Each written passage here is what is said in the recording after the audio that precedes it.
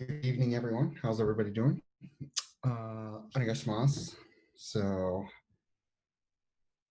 it's always fun. I get to see everybody, the tops of everybody's heads when they bow. It's so funny.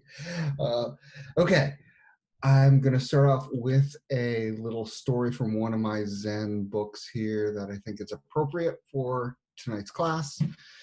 Zen master Joshu was walking in the courtyard with a novice monk. Suddenly, a gust of wind blew many leaves off a tree. The master bent over to pick them up and put them in his pockets. The student said to him, "Master, you don't have to do that. We'll sweep the courtyard tomorrow morning." The master objected to his suggestions. "You shouldn't say that. Will sweeping make the yard cleaner? If I pick up one leaf, there will be one less on the ground. It will be cleaner than if I don't do it." "But master," protested the student, "there are so many leaves that are falling. The moment you pick up one, another one may fall in the same spot. How will you be able to finish the task?" Joshu replied as he continued picking up leaves and putting them in his pockets. "Leaves don't just fall on the ground, but they also fall on our minds. I'm picking up those that are in my mind. Eventually, I'll clean up all of them." Upon hearing this, the student began to understand the purpose of life practice. So back to the book, we've actually completed the last section. We're on to a separate section entitled In and Around the Dojo, which has lots of cleaning aspects. Number one, always see that the toilets, showers, and dressing areas are kept clean. Do not use the showers as public bath. Shower at home whenever possible. Remember that cleanliness of toilets reflects the character of the students in the dojo and the head instructor. Number two, a place of martial arts training should be kept spotless. If you see something that indicates otherwise, for example, rubbish or dirt on the floor, don't wait for someone else to correct it. This is part of your training. Number three, when approaching or leaving the dojo, check to make sure that the outside area is clean and plants are trimmed and watered. Take care of your dojo. So, cleaning. And the story I read is about cleaning your mind. So I think that's kind of parallel because, how do you present yourself? We tend to think of presenting ourselves like when we go for a job interview. We want to look our best. We want to dress nice. We want to be on time. You want to do everything you can do to get a job, right?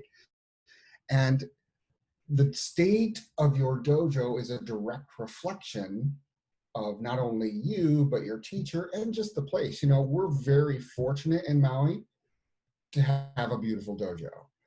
Now, not everyone is as fortunate. So with that in mind, how do you keep your mats? How do you store your mats?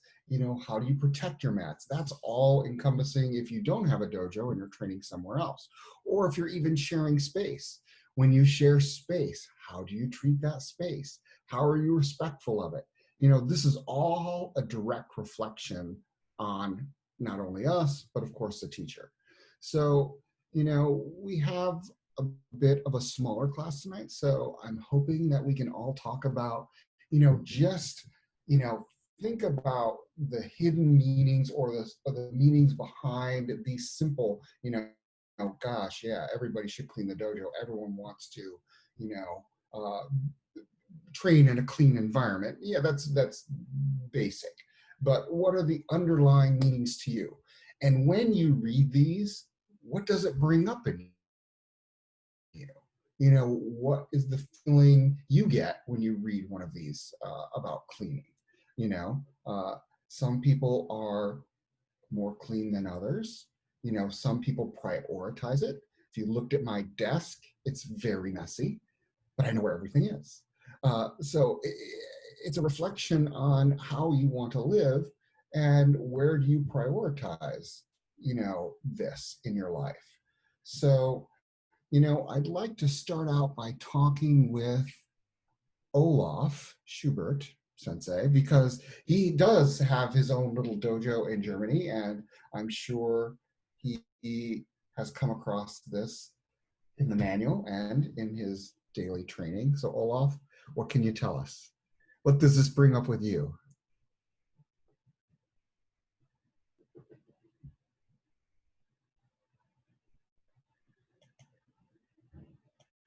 He looks frozen.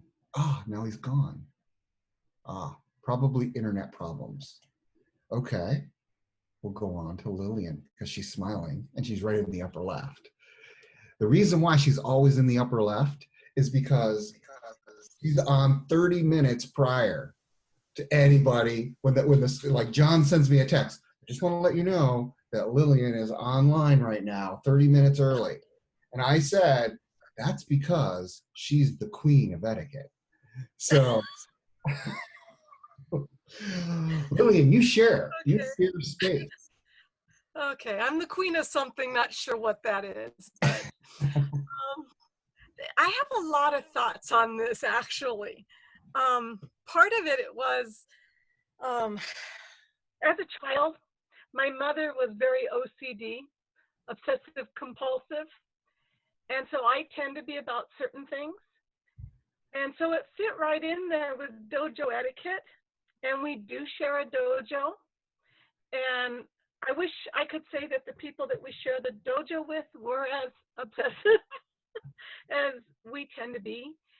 And so what that's really working on right now is non-dissension and trying to deal with things as best I can without creating problems and still keep the dojo the way I feel the dojo should be kept.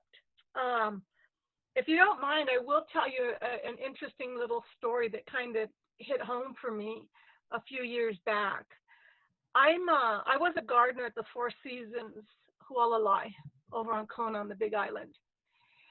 And it really struck home with me. I don't think I was Shodan yet when I was working over there.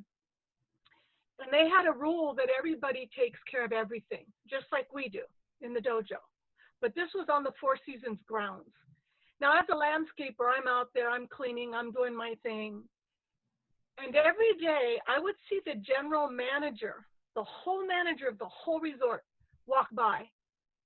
And every so often she'd see a little piece of paper or something in the bushes and she'd pick it up. It wasn't all talk, she lived it.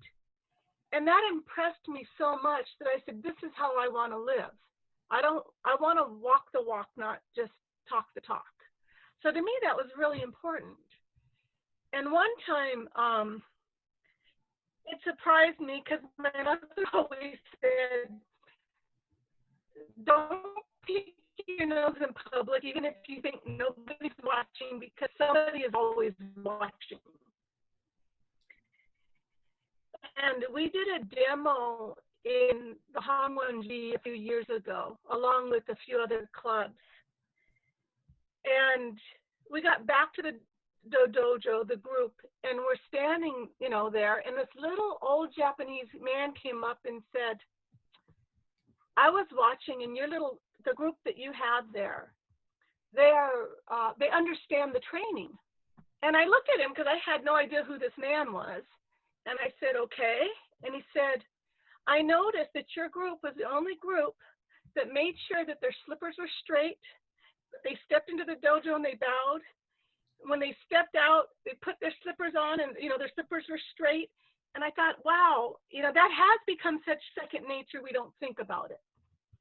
So I think, with regards to what I was reading earlier from Letting Go about how at the beginning this practice teaches us to be in the moment and be aware. At first it's etiquette, at first it's training, but then it becomes part of you, something deeper, and an awareness that you don't need to think about, just being there.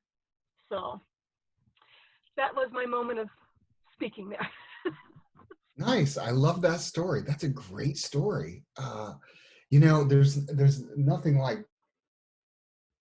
well, first the story you talked about, the person finding the little thing that you modeled yourself after, and then the other one where it's nothing more, reaffirming to a teacher when their students are doing exactly what they should be doing, and lining their slippers up, bowing when they get off and on the mat, and those little attention to detail type things says a lot about you, of course, but also about the training in itself.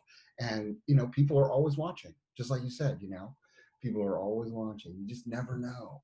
So thank you so much. That's really great. And I think Olaf is back. Schubert Sensei, did you hear my question? You were frozen or something? I had asked what this brought up in you. Oh, you didn't know. You didn't hear this. Okay. So the question basically was, we're talking about the etiquette. What does it bring up in you? You're one of the few people I know that has their own dojo like us on Maui. And what does this etiquette, the first three that I read, bring up in you?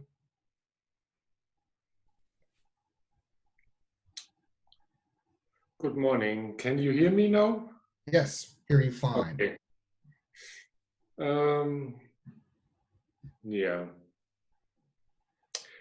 In my Aikido career, I have made a point of always training in what I call real dojos, so not in gymnasiums. So I always sought out dojos that have their dedicated space, because for some reason that was also important to me. I had a 6 months period in England where I trained in a gymnasium, and it was a very strange feeling training Aikido in such a place. Right in front of, just before our class was another martial art, a kicking and punching martial art. And when we came in as Aikido people, you could feel this different energy in the room. It was kind of like you are entering a field of battle, So it was a strange feeling in the room.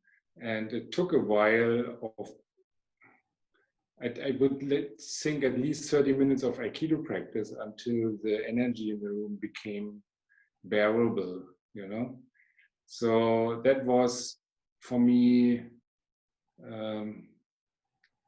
showed me how important it is to have a dojo where there's a culture and the whole place and the training that is done in the dojo is all reflecting the path, So that's why I also I tried when I had my own dojo to cover some cost. I tried to bring in other groups on the free nights to help cover the cost, but I stopped that because the energy was changing. They had a different mindset about what they were practicing, and the energy in the dojo changed. So now we only have Ki Aikido, and that was a long time ago. So now we have only Ki Aikido, dedicated place, and I don't let any other groups in because they don't know what they are doing. And I'm not always there to watch. Isn't nobody stepping on the mat with shoes or so? I can't do that. So it's only Ki Aikido now, and etiquette is really important, I think, and I make sure that my students understand, and they do, I think, because when there's a visitor coming who doesn't know about this, even if he or she is a long-time practitioner, even of Ki Aikido, but they are not training in a dojo, they are training in a gymnasium. So they don't know how to behave, how to put their slippers at the edge of the mat, or they step on the floor outside of the mat, changing slippers, and then step on the mat. So they don't know what to do. So I think it's important to have this set up in a way that the etiquette can be followed, if you know what I mean. So in a gymnasium, it's kind of strange because it's different rules, different place. So for me, it was always important for the whole thing to really have a dojo, Good. Thank you for sharing. I appreciate your comments. I think you have very good points. There's no question about it. You know, Curtis Sensei always talks about the ki of the dojo, how important that is. But what I'd like to do is bring in Charles Boyer Sensei, because Boyer Sensei shares a space. And what does this bring up with you, Boyer Sensei? I mean, you share a space at the temple there in Honolulu, and it's a beautiful. I enjoy training there, and you have mats that you pull out. And talk to us about this. Yeah, sure. Well, it's a big issue for us. Where do we begin? That's the question. You know, so I when I was a kid, when I was a young man and teenager, I wasn't a very organized, neat, or probably even cleanly person. So I've learned a lot from practicing Aikido. Aikido's more than anything has taught me to make my bed every day, and so forth. So I'm very grateful for those things. But when it comes to the dojo, yeah, we do share a space, and it's a space used for many, many things. We put out our mats and then we put away our mats. The mats themselves aren't shared with any other groups. But there are parties in this room. There's naginata, there's tai chi, there's all kinds of stuff going on, aerobics off and on over the years. So, and I'm not sure everybody shares our approach, but for many years, I mean, we would clean the dojo before every class, or before our main class on the weekend. That has become more difficult as more people start using the space. We would clean the space after class, but there's a class right after our class, so it's become more difficult. But because I learned from Aikido about cleaning and paying attention to these things, it's important for me to pass this on to the students. And when we've hosted a lot of seminars at our dojo, HKF seminars, and so when we do that, the students they decide, okay, we're going to clean this day, and I don't have to say anything; it just happens. And maybe over several days, it's a very thorough cleaning that takes place. But we're not hosting as many seminars lately, the last year, and so. I've been hoping that would still happen in that way, but it doesn't really happen as much as it probably should. So sometimes I'll do the cleaning myself instead of making it so much of an issue. I do once in a while, but sometimes I'll clean the mats by myself. That takes like an hour and a half. And sometimes I clean the bathrooms. And I mean, the way I take it is that there's something here for me to learn from this, rather than always be on my students about it. And, some of my students, there's a couple here today, are very good about cleaning. They have the kids clean the mats before class and so forth. It's just as a group, it would be, I'm still waiting for the group to kind of come together the way we do during seminars. So it's not organized. We don't have a cleaning day like Maui Dojo does. But that's something I've thought about doing.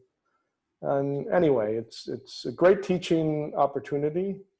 And I'm not sure how well I've helped my students with it.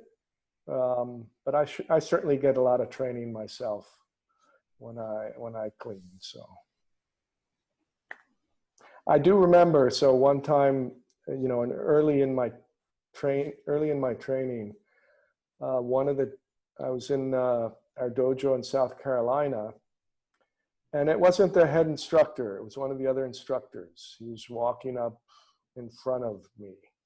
up the stairs.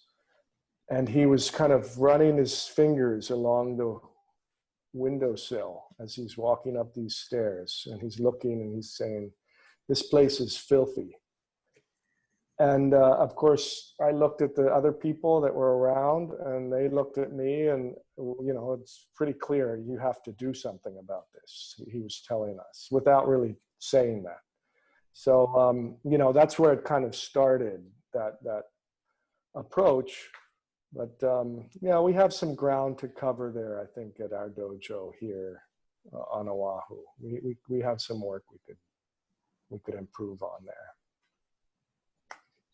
Of course, don't we all have improvement to do, but that's funny, the story you said about, the person checking. So if you ever ask Curtis Sensei what he regretted traveling, he had one regret with not being able to travel with Suzuki Sensei. I want to word this correctly. Suzuki Sensei was invited to go to New Zealand to train at David Lynch's dojo there. And he wanted Curtis Sensei to go, but the host dojo couldn't afford to bring them both. So he basically said, I can only afford to have Suzuki Sensei. And at that time, Curtis Sensei had a job to where he couldn't travel so much. And for a long period of time, I think Suzuki Sensei was there for like 30 days. And Suzuki Sensei shows up at the dojo, and similar to what this teacher did, kind of does the old dust test of the dojo and said, "This place is unsat. We must clean before any training will take place." And he said he made them clean that entire dojo inside and out before he would even teach a class in that place. They just had different etiquette because they just didn't understand, how important it was to have a representation of that. And I know, for just being here on Maui, we've hosted plenty seminars with Shinichi Tohei Sensei, Otsuka Sensei, Toi Sensei to boot. I mean, we're spending a couple days cleaning prior, not only our dojo, but in the gymnasium where it's ever going to be hosted, so that, when the teacher comes to give a seminar, the place is spotless. We're cleaning the bathroom, we're cleaning everything. And even though, in public places like the gymnasium across the street, people use that place for everything, weightlifting, swimming, basketball, volleyball, you say, name it. And the bathrooms are used for everyone as well. And we have to go through and clean the place, from top to bottom, so that, we do set a good example, that we are presenting our best foot forward, So with that being said, I rarely call on John Hara, but I'd like to call on John Hara and look at his face. He got very shocked when I want to call him, because he's a minister here at the local temple, and it's like one of the oldest temples on Maui. So John, you have familiarity not only at our dojo, but also with your temple and your father's temple, which is in Lahaina. Talk to me about cleanliness there. Talk about, representation. Well, I mean, growing up, it was always pulling weeds and raking the leaves. And, as a young boy growing up in Hawaii, most of my friends weren't doing that stuff. So it felt really unfair. But as I'm older and I have nieces and nephews that live there in Lahaina, I'm asking them to help rake leaves, and I realized it wasn't so much making the temple look nicer. I mean, it was that too, but it was also kind of like inside cleaning. So it's a devotion, right? It's devotion on top of like cleansing yourself. So yeah, that's the experience I get in Lahaina and also in Wailuku. Nice. Yeah, in Zen they call it Samu training. Do they have a special name for it in your sect when they do cleaning? nothing I can think of right now. Yeah. No. Okay. Yeah, John's father is the priest at one of the oldest missions here in Lahaina, where they have a gigantic Buddha. It's the largest bronze Buddha outside of Japan, I think. It's absolutely phenomenally beautiful, and you should, if you ever come to Maui, you definitely make that a point to go to that temple to look at the Buddha. It's just absolutely phenomenal. Great. And just to add a little bit, I wrote down all these stories came flooding in when I heard, both Olaf Schubert Sensei talk and Charles Boyer talk. They just kind of sprung upon me. Suzuki Sensei he taught in Japan at the Seiko Watch Company. So the Seiko Watch Company had businessmen that had graduated from Keio University, and they wanted to continue training Aikido. And what a lot of people realize in Japan, you get promoted really super fast to Sandan, and then basically you're not only shut down, but you rarely test again because you're busy working, family, very little time to go to the dojo. So it's hard. It's difficult to manage, those sides of not only work, family, training, but in Japan, it's really, really, they have a word for working yourself to death. Just in that culture. So with that being said, these businessmen at Seiko Watch Company wanted to continue their Aikido training. So they reached out to Toi Sensei. Toi Sensei selected Suzuki Sensei to go to their facility and teach them Aikido at the Seiko Watch Company. And they did it in a gymnasium. And put out mats, trained there. He built some of the best camaraderie ships he said he ever had. The fellows at the Seiko Watch Company continued to reach out to him, to visit him on Maui. I have a picture of me, Suzuki Sensei, his whole family with this gentleman that came from Japan. Just amazing the stories they would talk about. When they were training at the Seiko Watch Company, and Suzuki Sensei really enjoyed that connection with them, and it was only able to happen because Toi Sensei said, yes, go teach these guys, and we don't have a dojo space in Tokyo, and the dojo in Tokyo is super small anyway. They needed a bigger facility, so they did that, and that was just something that Suzuki Sensei treasured, I know. And it built the relationship with Keio University like no other. And that's why, the university students not only, came here in the 60s when they were students, but then continued coming, throughout their time. And they were able to reestablish that because Suzuki Sensei made that connection with them in Japan, in Tokyo. So I see Sayaka Riesner is on, and you came in late, I think, so I'll just restate, we're talking about cleanliness of the dojo, making sure it's clean. Talk to us about headquarters, being a student at headquarters and the emphasis that was put on cleaning there. Cleaning was very important. We cleaned the dojo every after class. And I was in a dormitory for 2 years there, and every Saturday was cleaning day. So the students had to clean all the dorms and put the weeds at the Toei Sensei's ancestral house. It was good learning. We cleaned with Kataoka Sensei sometime, and he was teaching us all the old stories, and it was fun.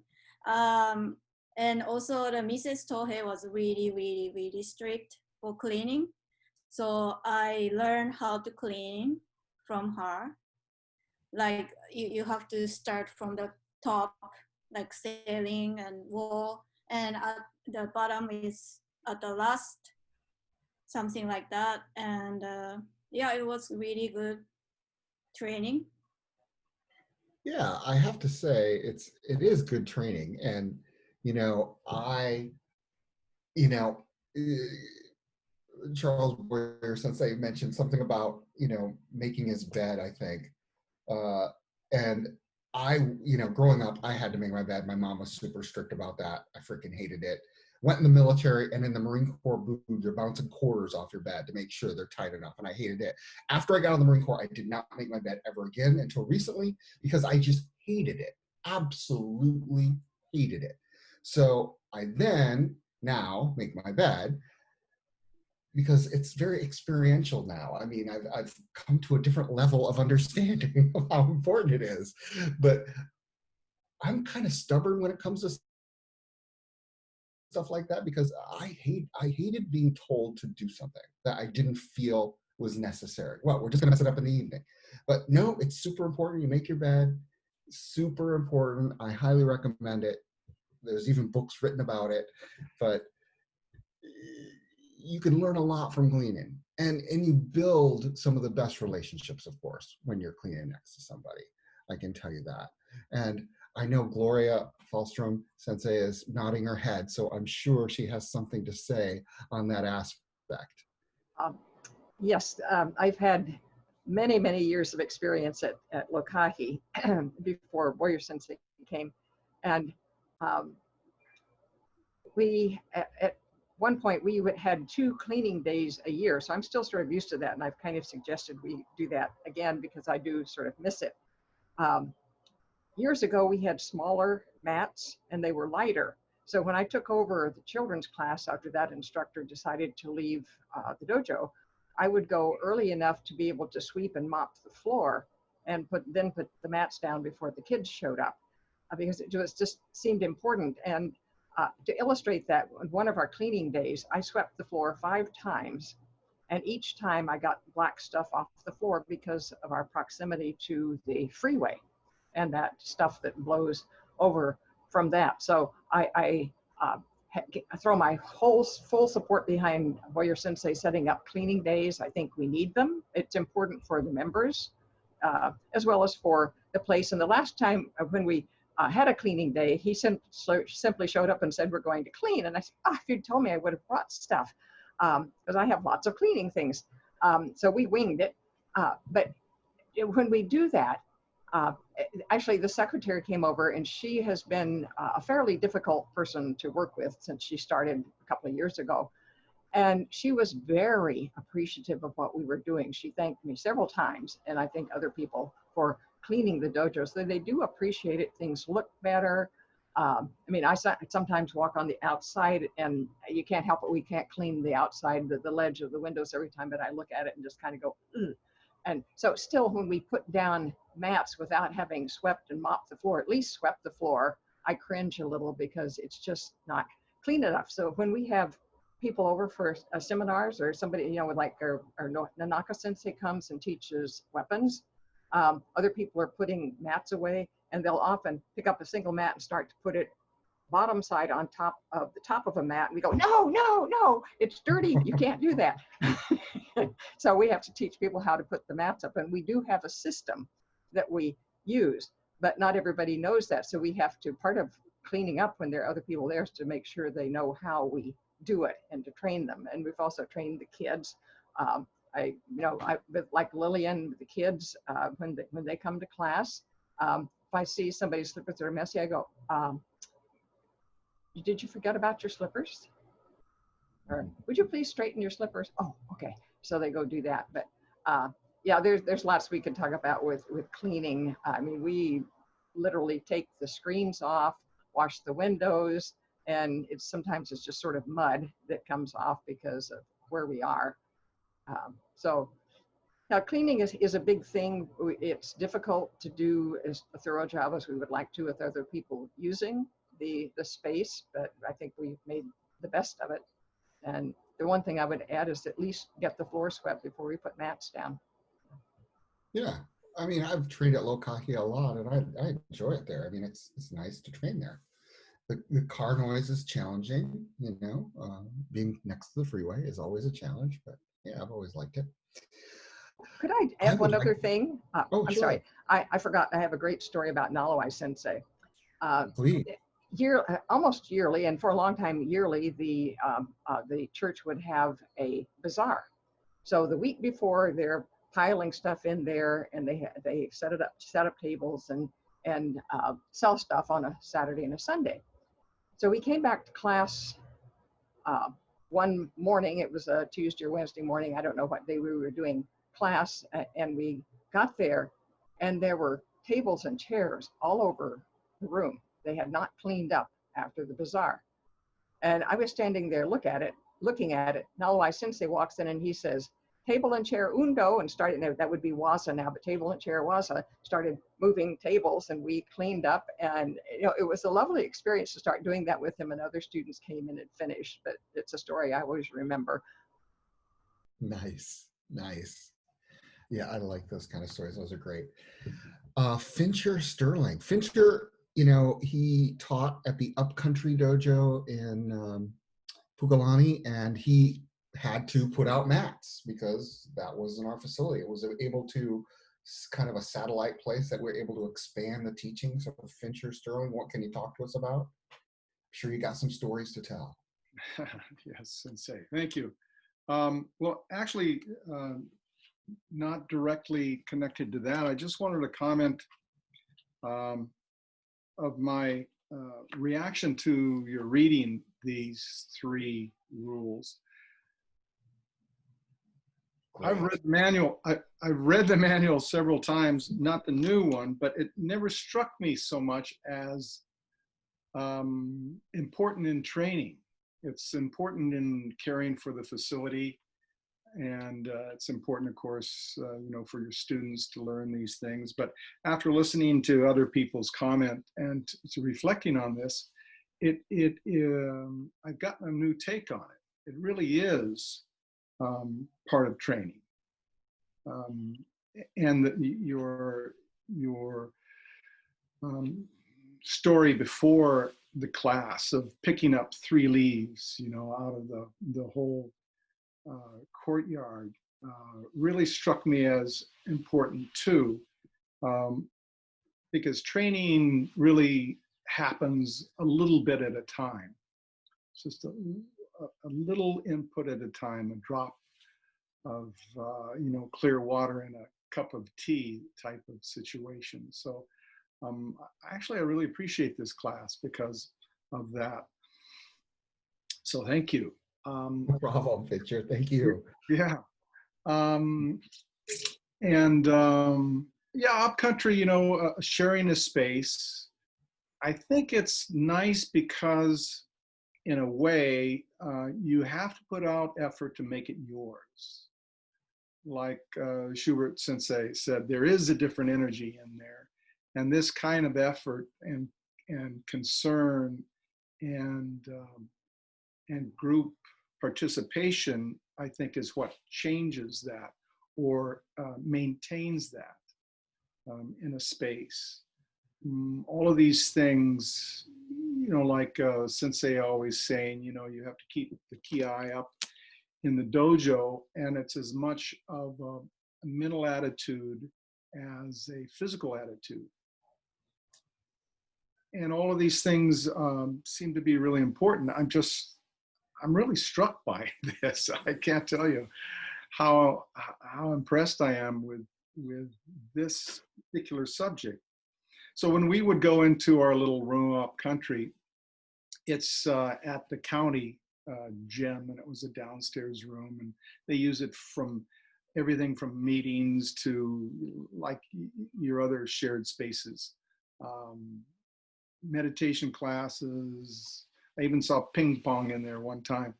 So when we would set up, I'd have to haul the mats in a truck and put them on a cart, and like the one at Lokahi Dojo, and wheel them into the room and unload them and put them down. And then we'd have to clean them, before, and do the opposite afterwards. And it was a big job, but it became more or less a routine. And it was, at times, I got to actually to a point to where it was unconscious, this preparation, the value of preparation. And so when the kids would come, we had 2 kids classes and then beginner and adults classes. When they would come into the room, it was a dojo by the time they got there, most of the times. Joni Jackson and myself, Joni Jackson Sensei taught the kids and I taught the beginning adults. So this process I got to understand was more of a preparation of the room, becoming a dojo. And by the time they got there, it was a dojo. I don't know if they knew the difference, but we could certainly tell when the students got there and we got classes starting, all this preparation created a foundation for this type of training, for this type of learning that we were doing. So that care and the effort was really important up there. And then in our dojo, our head dojo, our main dojo, I mean, we have a lot of caring people. They don't, most of our people down there have a lot of years in this training. And that's the one thing that really impresses me, is that in and above the new students, our main core pretty much have this training down and are a great example for new people coming into the dojo. Right, right. So I don't know if I have any more than that. I just, it's really No, impressive. thanks a lot. I appreciate that. I think that's good points. And you know, you speak, and Curtis Sensei has been speaking about the drops, you know, the drops of water in the glass, right? And if you want to look at it from this point, you have your formal practice, but then you have continuous practice. Like when you go to class or go to seminars, you have set practice. But you have to have daily life practice. And what is your daily life practice? There's many daily lifestyle type of practices to bring you back to your one point. And, you know, I used to tell people, you know, use the door analogy. Anytime you open a door, stop, take a breath. You wouldn't believe how many doors you open in your life or in your day. You know, the refrigerator door, the cupboard door, the car door. And every time you get to a door, take a breath, pause, keep one point. You know, that's just a type of daily life training. And you really can use work practice as that type of training, you know, in your daily life, you know, pulling weeds, cleaning the floors, cleaning the toilets, that kind of thing becomes a type of practice that helps you weed your mind. You know, it's a matter of, you know, our minds are full of weeds, and of course they're always going to grow. So we just have to continually, you know, practice to help alleviate that. You know, I'd like to ask somebody from Europe. How about Nadia? Nadia looks like she'd like to say something. She's smiling right now. Hello. I also want to thank you for the classes. I enjoy a lot. I was thinking right before class. I'm very glad that your class will stay, and I hope I will join. I feel a little bit like an alien here because I feel like everybody knows everybody, and I'm like it's the person. But I like it. I like the classes a lot. And regarding cleaning, you know, for me, there's something else in it because cleaning thing, we don't actually need it in our dojo because we have a person who does it, so the cleaner. Nice. But we have very I don't know how to say it, corrupted facilities, probably very old shower and the toilet. So I can't do anything about it because it just needs some repair. and I don't feel well about using it. But the place belongs to government actually, so we can't just do it with our, I don't know, our will. But there's so I personally think about doing something about it, because it's a way to say it, to thank my sensei, or to care about sensei, about dojo, about my mates around. Because probably I don't always know how to thank people and how to show my gratitude for the practice we have together. And probably I don't always know how people react to my, I don't know, words or something. But I know that if I improve the shower or a toilet, so everybody will be grateful for that. So that's a way to thank people. So I'm always thinking how to do it. I don't know how, but probably that should be done. That's what I think. Great. Thank you so much for sharing. I really enjoyed that. And maybe if, let's see here. How about Vitelli? Can you talk to us, Vitelli? Yes, hello Sensei, hello everybody. I also have a practice to clean a dojo. We clean it before every class because it's not our place. We share it with another groups and other sports. So I have to clean before every class, the dojo. But what about sharing places like showers, toilets, and so on, where this place have a person who did it every period of time, and we don't clear those places. What about my feeling? First, when I was very beginning, it was like, oh, why should we do this work? It was like surprising for me. But after some time, I understand that this work that we do together for our classes, this is the beginning of our practice. The time we do clear our place, and I think it's an important part of the classes of Aikido practice, and now it's not so surprising, that routine work for me.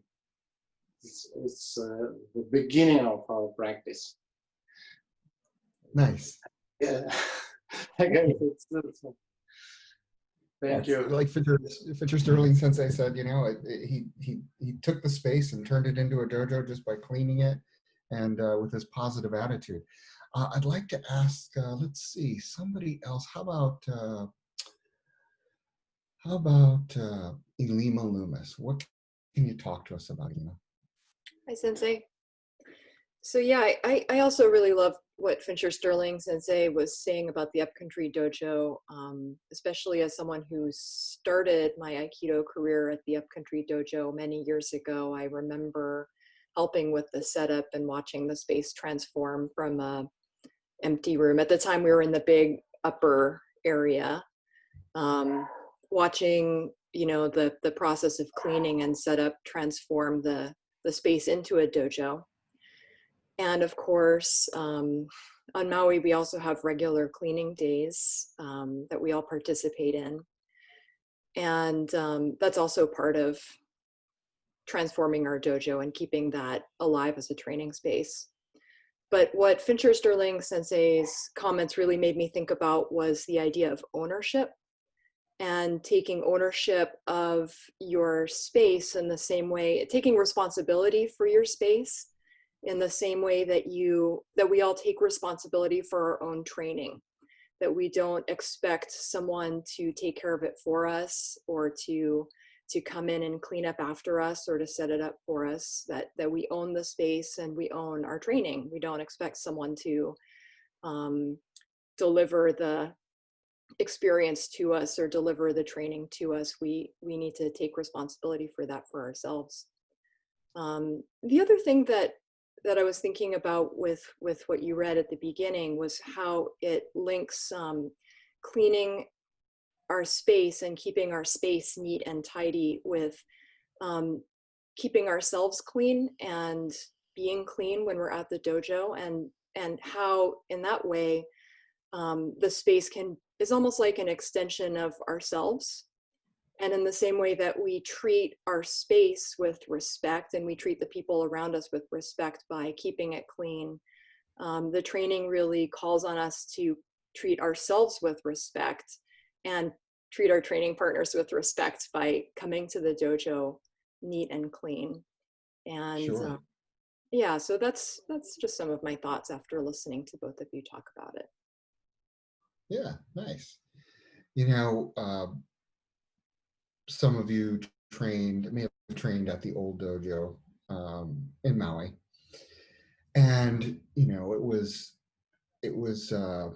an old nurses building from World War II that was placed there, and it was eaten alive by termites. You know, Curtis Sensei tells the story of Suzuki Sensei sitting on the mat in a chair, and the chair like falling through the floor of the dojo because the termites had ate it through. It was like paper thin. And he realized, yeah, I've got to raise money, build a new facility.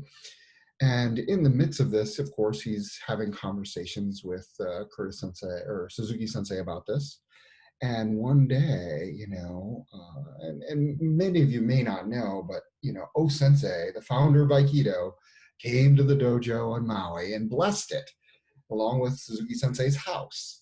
And there's photographs of him sitting in front of the showman, and photographs of him, in a big group shot in the front of the old dojo.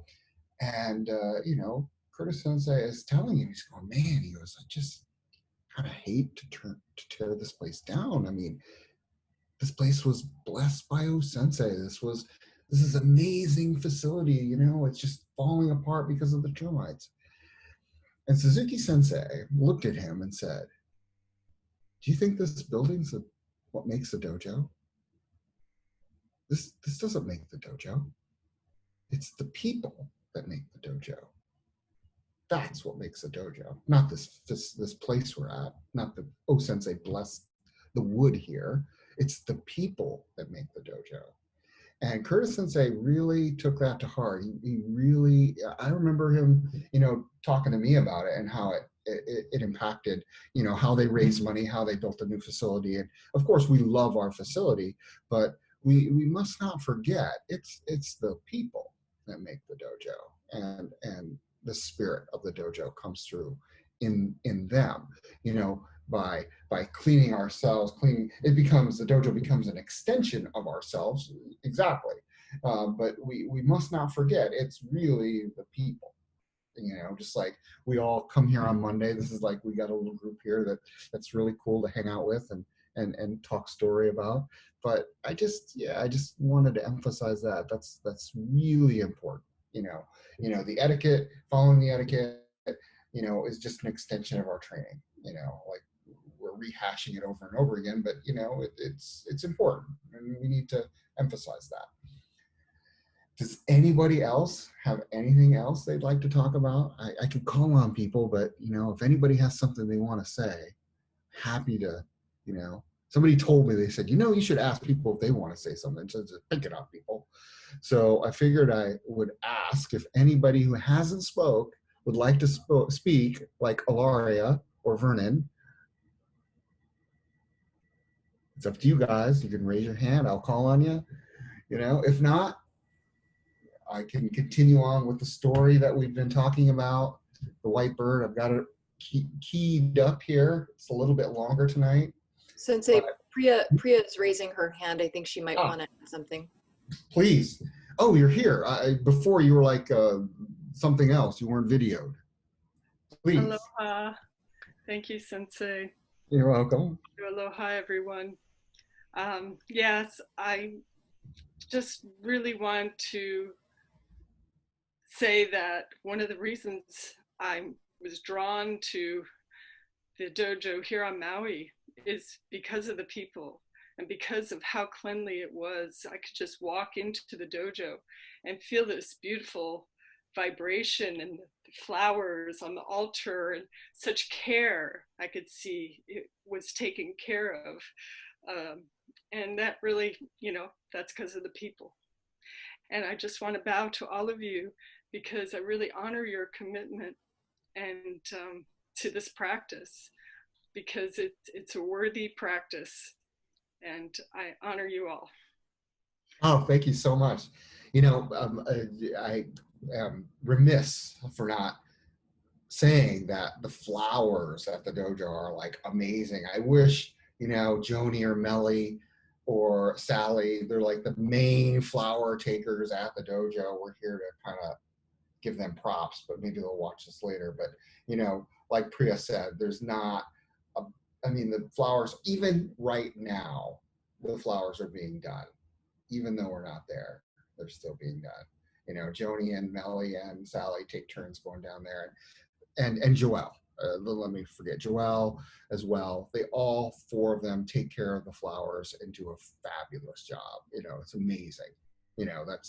They're just like, it's like super talent. It's like, Ikebana on steroids from an amateur point of view. So with that being said, we're almost out of time, so I better get to the story of the white bird.